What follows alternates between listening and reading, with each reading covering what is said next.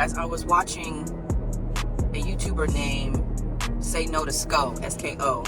He's a pretty good commentator, content creator. He talks about a lot of stuff that's going on in the streets, and lately he's been covering the Julio Foolio murder, and watching him, learning more information about rivalry and these beefs between these different sets in Florida, it took me down a rabbit hole because I'm like, well, what is that about? So a video popped up also under his video with a rapper that just came out with a new diss track about Julio Foolio. Like literally a day later, he already had a whole music video and production and everything like gone, as if he filmed it weeks ago knowing that this was going to happen on this day. And I watched that video, and it led me to a video that Julio Foolio did 2 years ago where he's dissing all of the dead people, all of the dead ops, if you will, naming them after, just story about them. And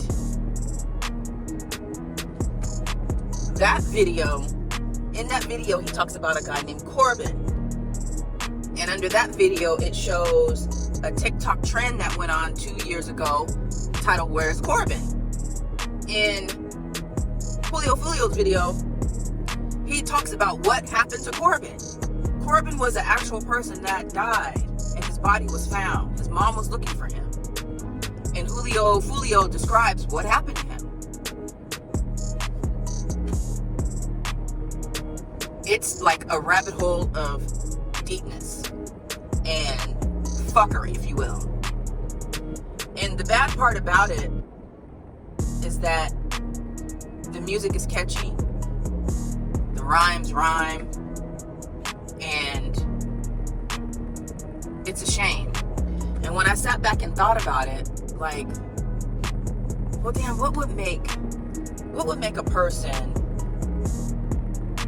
write music dissing the dead? Like, what would literally make a person do that? And it's two things.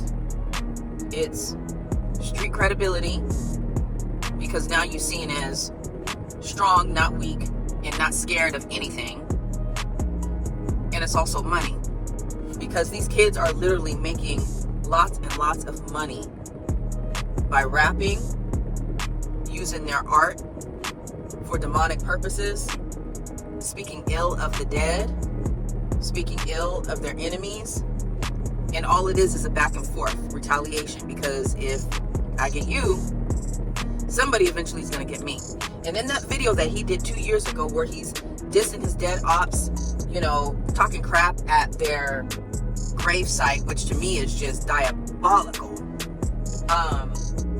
You can see all of the comments from 2 years ago that said, "Julio Foolio, I'm praying for you. Please stay safe." Because basically what you're doing is suicide at this point. To be honest, I'm actually surprised it took 2 years for this to happen to this guy. Because if you are dissing somebody over their grave, I don't think there's any coming back from that.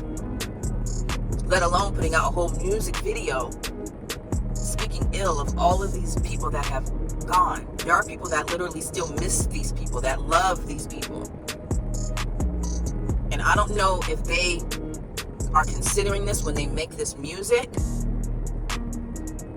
And more than likely, the people that they're dissing have previously dissed somebody that they already had mourned and cared for, or had something to do with their demise. So it's really just a tit for tat, a back and forth. And unfortunately, it really never ends. It's going to continue to go on. And I'm wondering about the mothers, because I am a mother, and I'm old enough to be Julio Foolio's mom, right? I'm old enough to be a lot of these people's mom.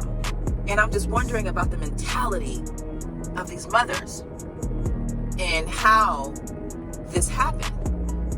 We have to remember that there's a system in America that is at play here. And that no matter how hard you try, no matter what you instill in your children, there's a lot of stuff, especially after they become of age or even at teenage age, that is out of your control. Especially if you didn't instill certain values and morals. If you instill certain morals and values, is there a good chance that they will go the other way? Yes. But if you are in an environment that perpetuates death and violence and street credibility, there's really nothing you can do. Well, why are they in that environment? Oh, because they don't have money. Poverty. Poverty is the root cause of all of this, because when you're poor, a lot of times you'll do anything to get that money. If you got to provide for your family, if you live in squalor, a lot of people will do whatever it takes. They'll sell their body, they'll kill, they'll do whatever. And a lot of people will numb themselves with drugs and alcohol in order to not feel the pain of their current surroundings. But these young guys decide to embrace the gang culture, creative genius, to diss people from opposite gangs. And when you put those things together, it's a moneymaker. You know, who's gonna turn down money? All I gotta do is rhyme, and I'm gonna make a whole lot of money because everybody's gonna click on my video. They're gonna stream my music. They're gonna buy my music. Now I can buy my mama a house. Is mama gonna turn down that money because she knows that what her son said in that music video could get him killed, could get her killed? Probably not. You know why? Because she's poor and she needs that money. I've seen it firsthand in my family where people have done, unscrupulous activities, and the parents have accepted the money because they needed it. So I don't know how much talking these mothers are doing to their sons. I don't know if they're discouraging them from putting out this music. They're discouraging them from getting away from this lifestyle, but I doubt it. Only after these children are murdered without consequence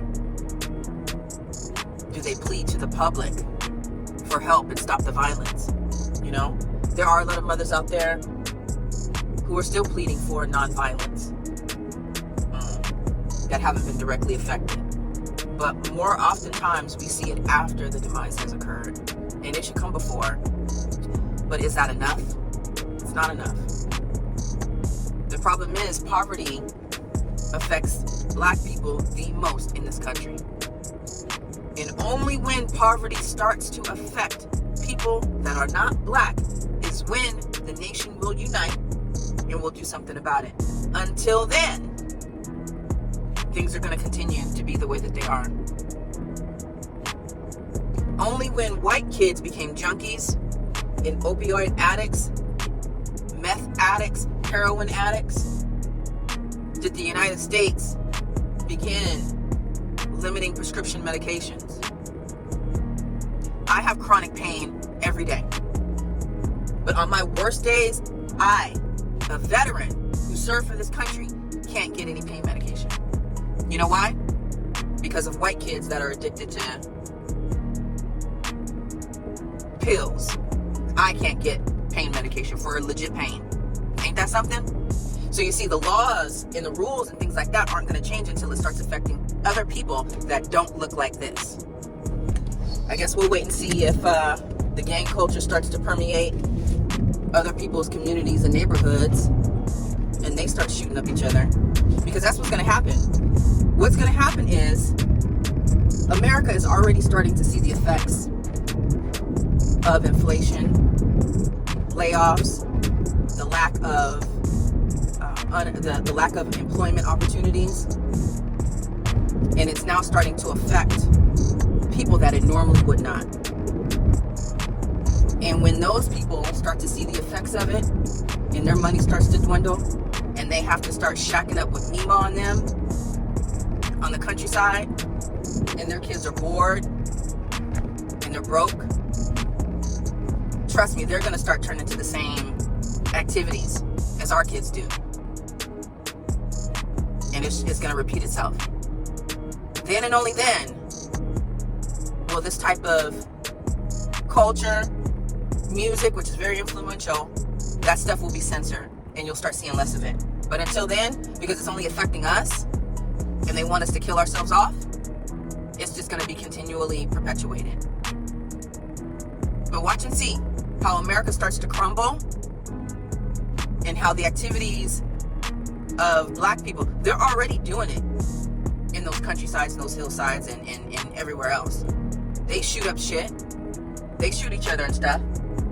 But it's not advertised like it is in our culture. In our culture, it's reiterated and rebroadcasted so that you can see it and get used to it and become desensitized to it, right?